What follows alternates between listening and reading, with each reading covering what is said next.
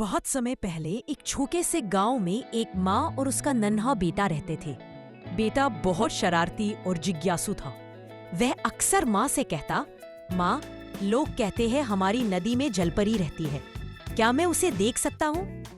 माँ मुस्कुराकर कहती, बेटा, वो तो बस कहानी है। लेकिन बेटे का विश्वास अटूट था। एक दिन सुबह सुबह वह माँ का हाथ पकड़कर नदी किनारे ले गया। सूरज की रोशनी पानी पर ऐसे चमक रही थी जैसे चांदी बिखरी हो। बेटा झुककर पानी में झांकने लगा। तभी अचानक उसने कुछ चमकती हुई चीज देखी। वो थी एक नीली सी पूंछ। धीरे धीरे पानी से एक सुंदर जलपरी बाहर निकली। उसकी आंखों में दया और चेहरे पर मुस्कान थी। बेटा खुशी से चिल्लाया, माँ देखो, जलपरी सचमुच है।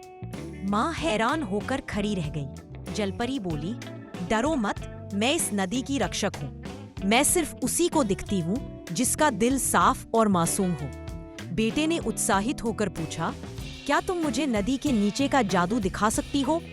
जलपरी मुस्कुराई और बोली, जरूर।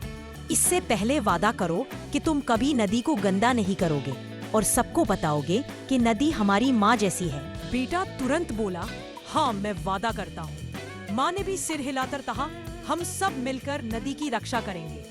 तभी जलपरी ने अपनी जादुई छड़ी लहराई। पानी अचानक चमकने लगा।